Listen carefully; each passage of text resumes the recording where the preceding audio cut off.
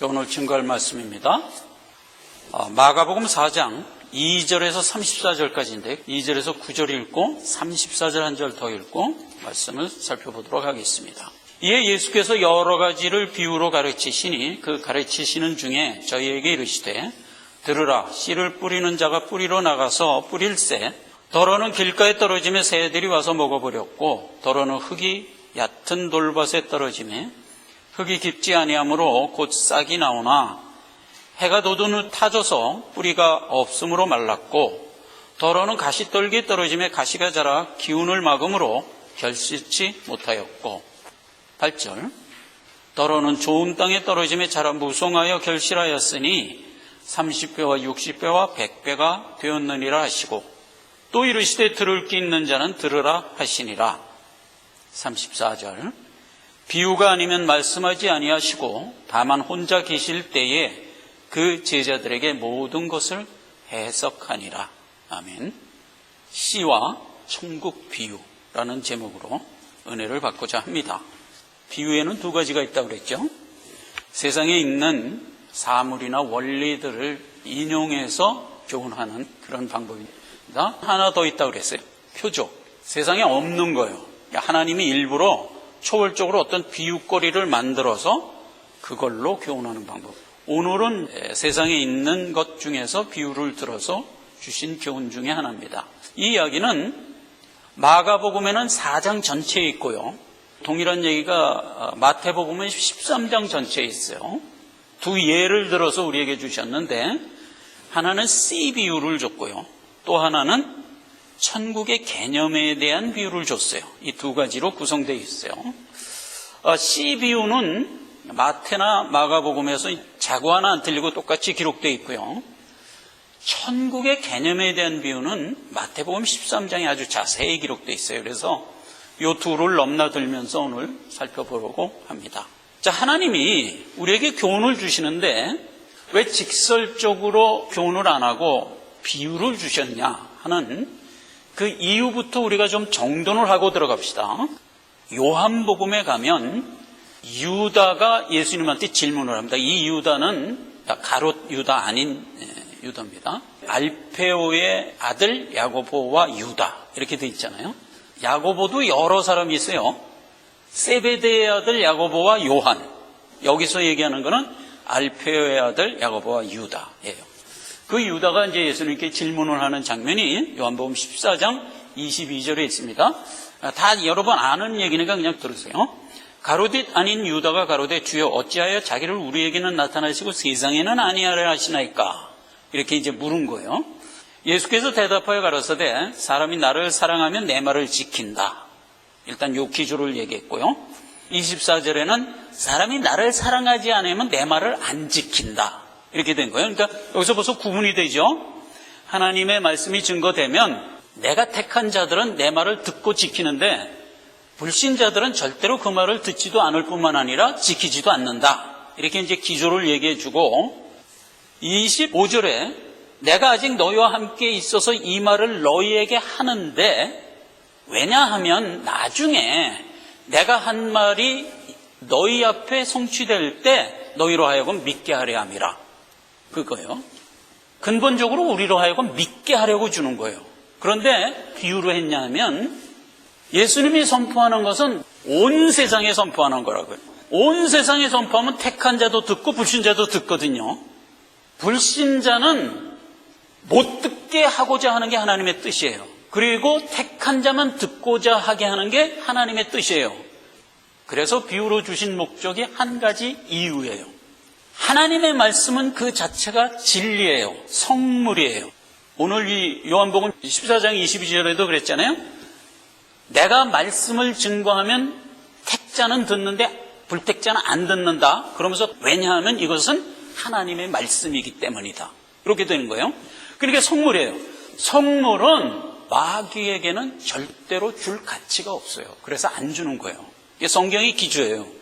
근데 안 주는 이유가 이런 이유 때문에 안 주는 겁니다. 마태복음 7장 6절에 있습니다. 거룩한 것을 개에게 주지 말며 너희 진주를 돼지 앞에 던지지 말라.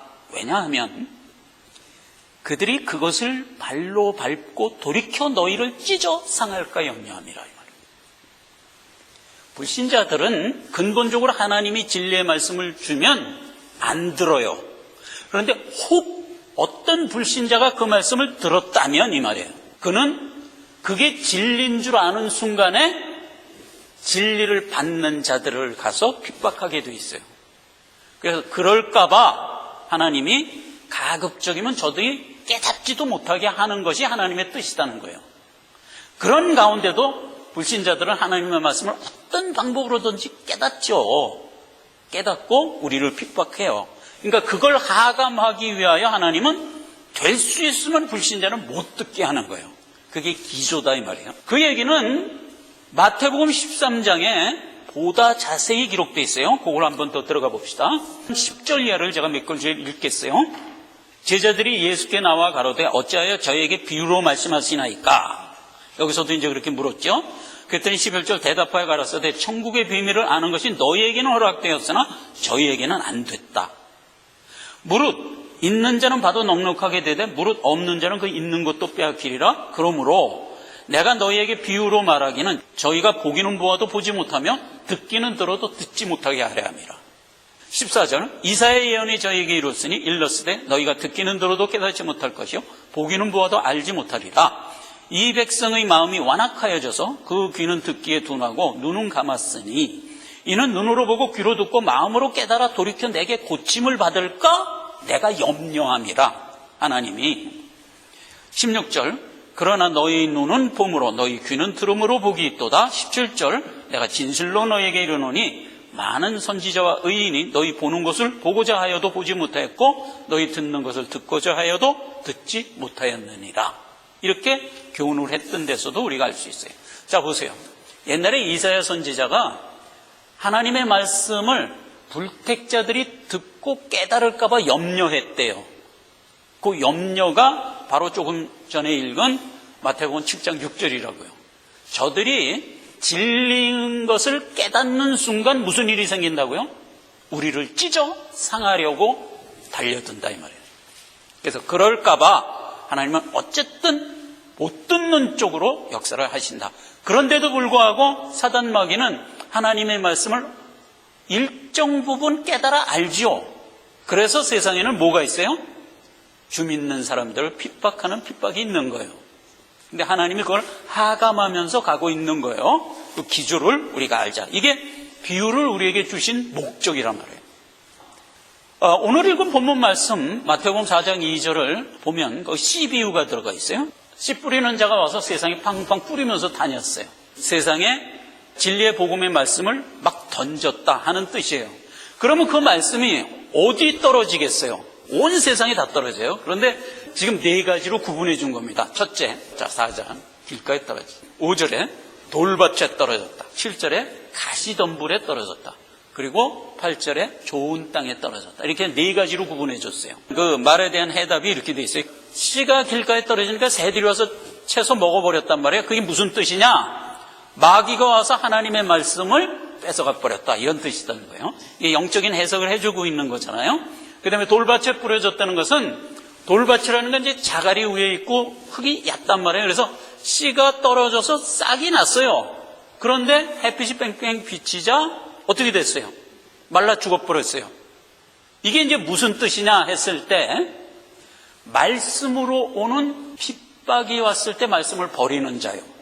가시밭에 떨어졌다는 것은 싹이 나서 자랐는데 가시덤불이 너무 무성하니까 못 자란 거야. 그래갖고 죽었는데 그건 영적인 뜻이 뭐냐면 재리의 염려와 자기 생의 염려 때문에 말씀을 버리는 자다 말이에요.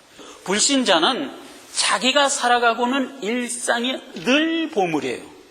그래서 그 일상을 살아가는데 말씀이 방해가 되면 언제든지 말씀을 버리는 거예요. 자, 이걸 정돈하면 어떻게 되냐면 불신자는 근본적으로 안 믿어. 그게 길가요. 근본적으로 말씀이 증거되면 안 들어. 이게 기조예요, 기조. 혹여 들었다 해도 말씀으로 오는 어떤 고난과 핍박을 감내해내지 못해요. 그래서 말씀을 결국은 버려요. 자, 그런데 여기서 말씀으로 오는 고난이 뭐라고 우리가 지지난 시간에 배웠죠? 세상이 가하는, 마귀가 가하는 핍박이라고 해석하면 안 돼요. 창수 비유에서 알아봤잖아요.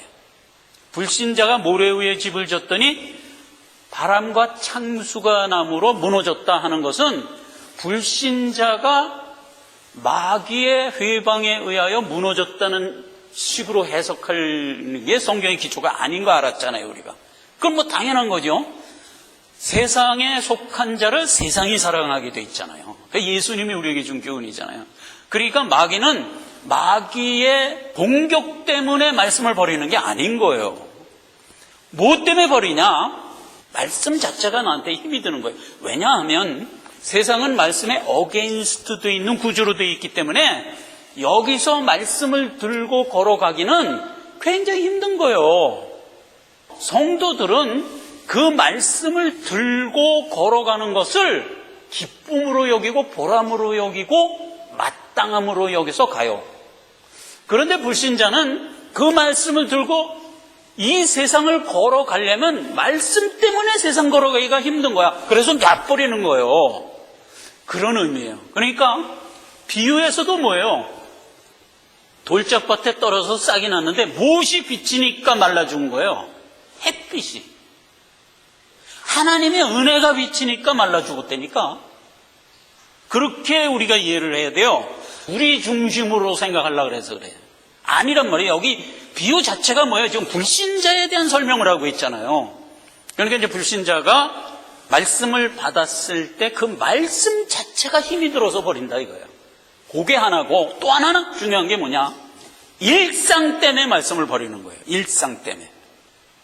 재리의 염려와 생의 염려 때문에 버리는 거예요. 그래서 생각해보세요. 일상 때문에 말씀 버리는 거는 뭐 불신자의 아주 전형적인 모습이죠. 하나님의 말씀 하나를 들고 지키려면은 일상에서 여러 가지 손해를 봐야 할 경우가 많아요. 가장 이해하기 쉬운 게 뭐예요? 주일 성수하는 거. 가장 기초적인 얘기예요. 그러니까 주일 성수 하나 하는 것도 일상에 방해가 돼서 안 하는 거야. 말씀을 가지고 있으면 여러 가지로 불편하거든. 그러니까 버리는 거예요. 자, 정돈합시다. 근본적으로 말씀이 싫어서 안 들어. 그리고 말씀 자체가 부담이 돼서 버려. 그리고 일상에 손해가 될까봐 버려. 요게 불신자의 전형적인 모습이에요. 그런 거에 비해서 우리 신자는 어떠냐? 말씀이 들어와서 팡팡 자라나는 옥토다. 이렇게 이제 비유를 해주는 거예요. 자, 이 비유만 들어가지고는 오해를 하여 해석할 수가 있어요. 이 씨 비유에서 우리가 흔히 듣는 잘못된 해석이 이런 유형이 있어요. 뭐냐면 우리 마음속에 길가, 돌짝발, 가시덤불과 같은 요소가 있다는 거예요. 그래서 우리가 말씀을 들을 때 돌짝밭과 가시덤불밭과 길가밭 같은 마음으로 받지 말고 옥토와 같은 마음으로 말씀을 받아서 취하라. 이렇게 해석하는 거예요. 예, 일견 맞는 해석인데 그 해석으로만 정돈하면 안 돼요. 우리는 하나님이 주신 영의 생명을 갖고 가지만 입고 있는 몸 자체는 아직 죄된 몸이라고 그랬잖아요. 그래서 그런 측면에서는 일견 옳은 해석이에요. 그러나 그 해석으로 몽땅 전철하면 안 돼요. 왜 안 되냐면 우리가 가지고 가고 있는 이 죄된 몸이 나의 말씀을 방해하고 결국 그래서 우리는 말씀을 버릴 수 있다 쪽으로 갈 수는 없는 문제거든요.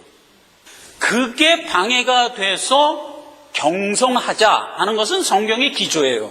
그럼에도 불구하고 우리가 돌짝밭으로 훅 실수해서 떨어질 수 있다는 아닌 거예요. 그래서 그 다음 비유가 무슨 비유로 이어지냐면 알곡과 가라지 비유로 이어지는 거예요. 그래서 그 알곡과 가라지 비유를 좀 들어가 보자 하는 겁니다. 자, 마태복음 13장입니다. 24절. 예수께서 그들 앞에 또 비유를 베풀어 가라사대 천국은 좋은 씨를 제밭에 뿌린 사람과 같으니 사람들이 잘 때 그 원수가 와서 곡식 가운데 가라지를 덮으리고 같더니 싹이 나고 결실할 때 가라지도 보이거늘 집주인의 종들이 와서 말하되 주여 밭에 좋은 씨를 심지 아니했나이까 하리니 그러면 가라지가 어디서 생겼나이까? 주인이 가로되 원수가 이렇게 하였구나. 종들이 말하되 그러면 우리가 가서 이것을 뽑기를 원하나이까? 주인이 가로되 가만두어라. 가라지 뽑다 곡식 뽑을까 염려하노라. 둘 다 추수 때까지 함께 자라게 두어라. 추수 때에 내가 추수꾼들에게 말하기를 가라지는 먼저 거두어 불사르게 단으로 묶고 곡식은 모아 내 곡간에 넣으려 하리라. 밭에 가라지 씨와 알곡 뿌린 예를 전해주고요. 거기에 대한 해석을 이어서 해줍니다. 37절. 대답하여 가라사대 좋은 씨를 뿌리는 이는 인자여 밭은 세상이여 좋은 씨는 천국의 아들들이여 가라지는 악한 자의 아들이여 가라지 심은 원수는 마귀여 추수 때는 세상 끝이요 추수꾼은 천사들이니 그런즉 가라지를 거두어 불에 사르는 것 같이 세상 끝에도 그러하리라. 인자가 천사를 보내리니 저희가 그 나라에서 모든 넘어지게 하는 것과 불법을 행하는 자들을 거두어내어 풀무불에 던져 넣으리니 거기서 울며 이를 갈미 있으리라. 그때 의인은 자기 아버지 나라에서 해와 같이 빛나리라. 여기서도 또 얘기합니다. 귀 있는 자는 들으라. 자, 보세요. 여기서 아주 분명해졌죠? 세상에 있는 많은 사람들 중에 신자와 불신자가 있는데 그들은 근본적으로 씨가 다르다 하는 얘기를 여기서 해준 거예요. 그죠? 신자는 누구로부터 심기어진 씨라는 거예요. 하나님으로부터 심기어진 천국의 아들들이라는 거죠. 그게 근본이 다른 거예요. 근데 불신자는 마귀가 와서 심은 씨라고요. 자, 여러분 생각해 보세요. 세상에는 지금 70억이 넘어요. 그럼 비율적으로 따져볼 때 지역마다 좀 틀려요. 도시 지역으로 가면은 한 100명 중 하나도 안 돼요. 근데 시골로 좀 내려오면 한 10명 중 하나 이렇게 돼 있어요. 그래서 이제 우리 주변에는요, 안 믿는 자가 드글드글해요. 그러니까 우리가 하나 믿고 있는데 우리 주변에 포진되어 있는 나와 상관된 이웃들을 보면 다 안 믿는 자예요. 다. 하나님이 왜 믿는 나를 이렇게 안 믿는 자가 우글우글한 가운데 세워놨을까 하는 걸 생각하라고요.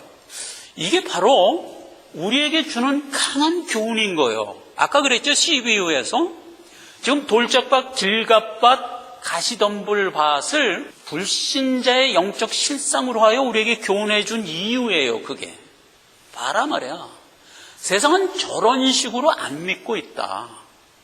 그러므로 우리가 받은 이 귀한 하나님의 진리는 너희가 무슨 장벽을 뚫어야 되느냐, 바로 이런 장벽을 뚫어야 되는 거야를 우리에게 가르쳐 주는 거예요. 근본적으로 말씀을 소홀히 여기려는 장벽, 말씀 자체가 힘들다고 생각하는 장벽, 일상에 늘 제1우선순위로 놓여져 있다는 장벽, 이러한 장벽 가운데 네가 진리를 들고 가고 있다는 걸 잊지 마, 이렇게 교훈한 거예요. 그런 거지 내 안에 돌짝밭도 있고 길가밭도 있고 가시덤불밭도 있어, 그러니까 너는 선택해, 이 뜻이 아니란 말이에요. 일견 놀아요. 왜냐하면 성경의 기조가 그거니까. 너희가 오늘날 하나님의 말씀을 들으면 마음을 강팍하게 하지 말고 순종하는 마음으로 받으라 하는 게 성경의 기조잖아요. 그러니까 그 기조에 힘입어 이렇게 해석을 해버리면 도로 뭐가 되냐, 하나님의 절대 주권을 허물어버리는 우를 범할 수가 있다. 그러면 어떻게 돼요? 구원은 인간의 자유의지에 의하여 좌우되는 문제로 가버린단 말이에요. 그러면 근본을 잃어버리는 거예요.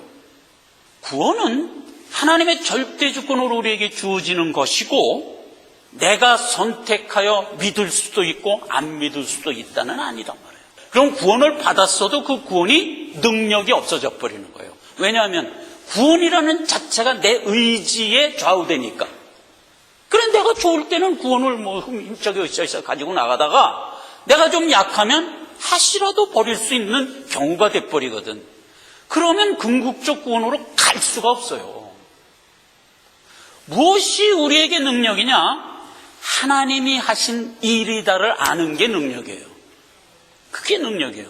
그래서 그러한 해석으로 혹여 우리가 빠져들지 말란 말이에요. 그걸 하나 12호에서 우리가 챙기고 가야 할 가장 중요한 포인트다 하는 거예요. 자, 그래서 이제 12호는 끝났어요. 그리고 하나님이 천국 비유로 들어갑니다. 자, 이 천국 비유는 먼저 우리가 이 천국에 대한 개념부터 좀 정돈을 해야 천국 비유를 들어갈 수가 있어요. 마태복음 지금 13장입니다. 44절부터 제가 읽겠습니다.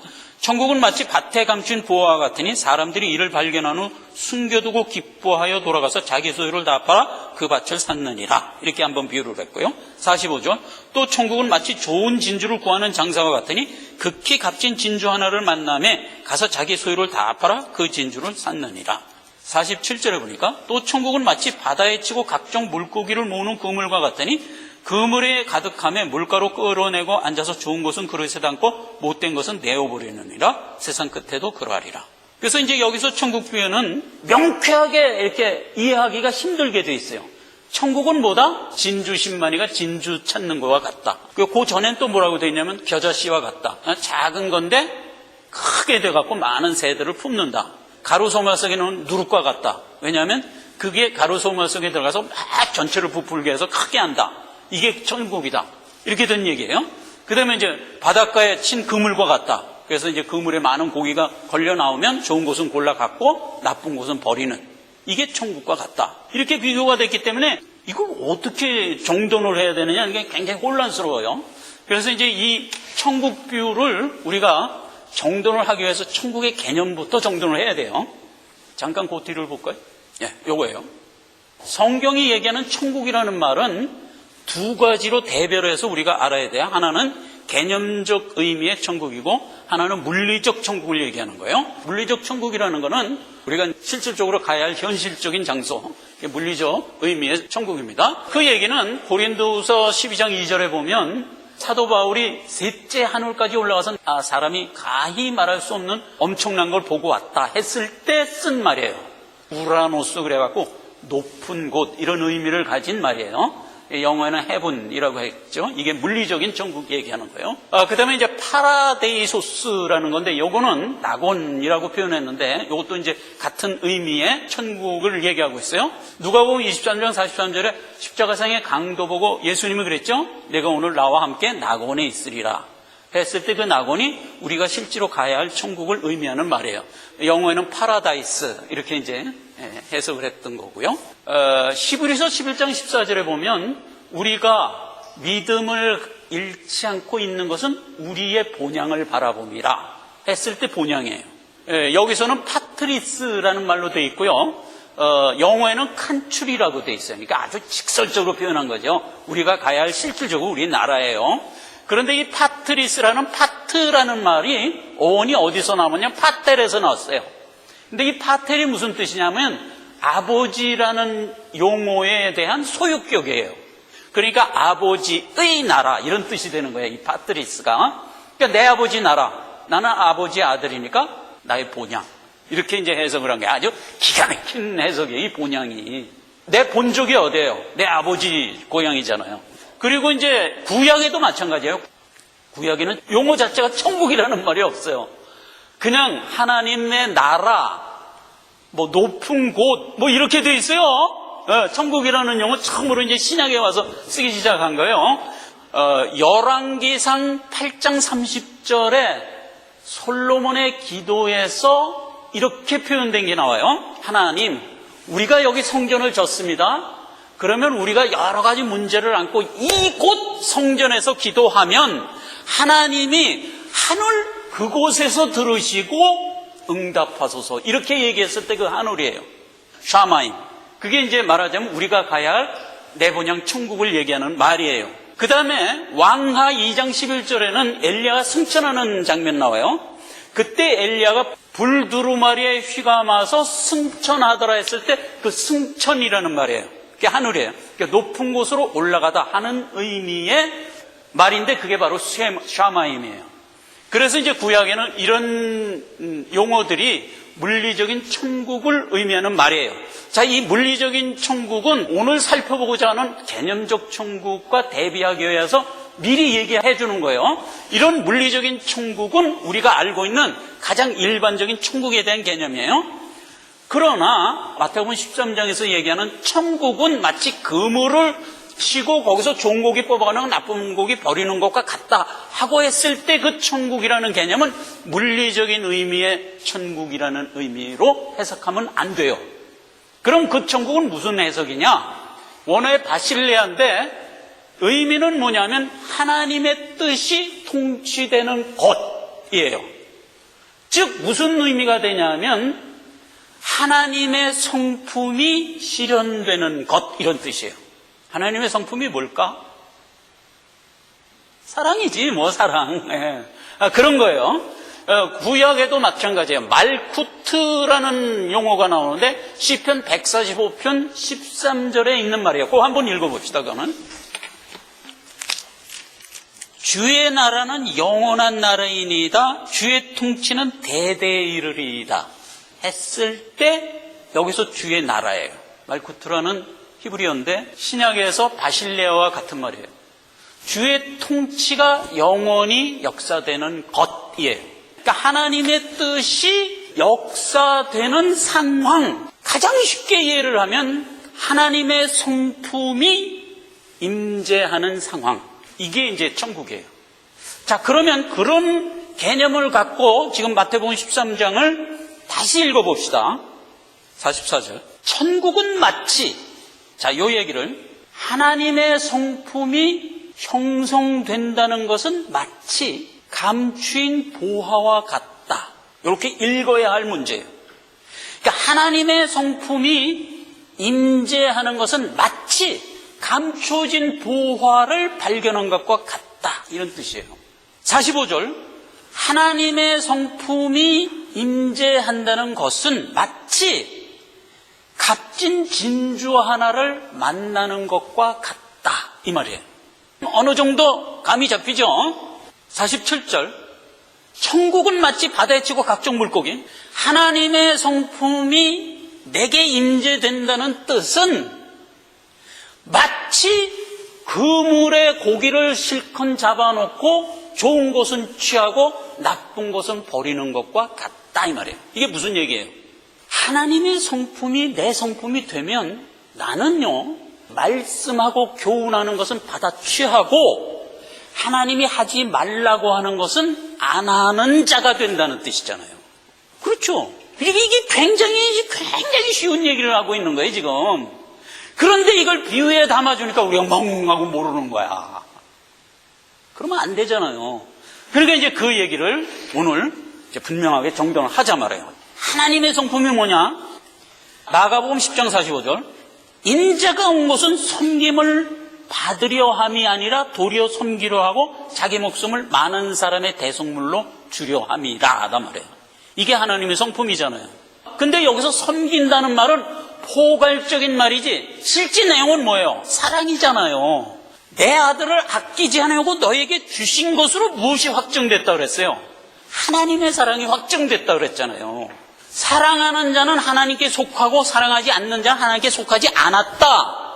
사랑하는 자가 되는 것이란 말이에요. 구체적으로 많은 사람을 섬기려고 하는 자란 말이에요. 이게 하나님의 성품이에요. 그런데 그 하나님의 성품은 마치 뭐와 같다고요? 보물이라니까. 보물이라니까. 뭐 다른 거 없어요. 보물이라니까.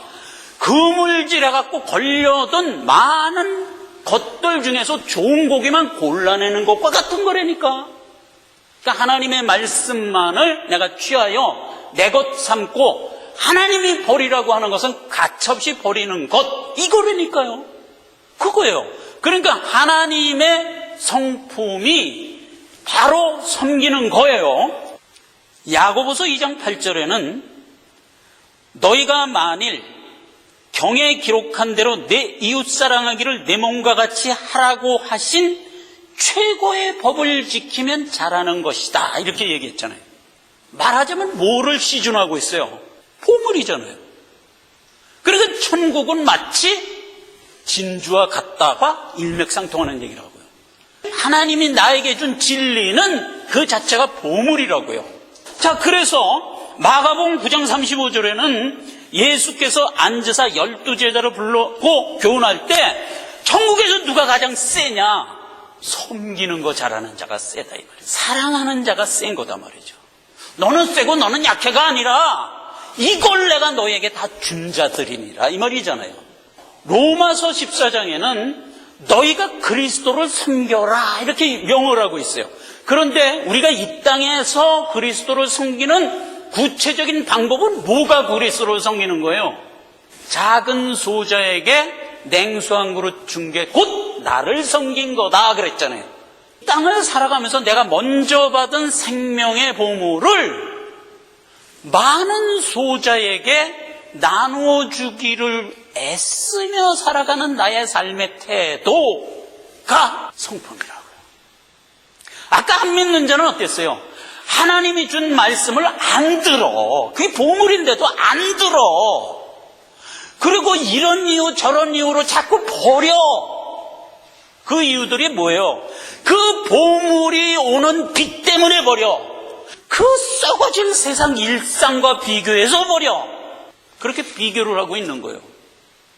그런데 내 마음속에 돌짝밭 있고 가시덤불밭도 있고 이게 다 내 마음속에 다 있다.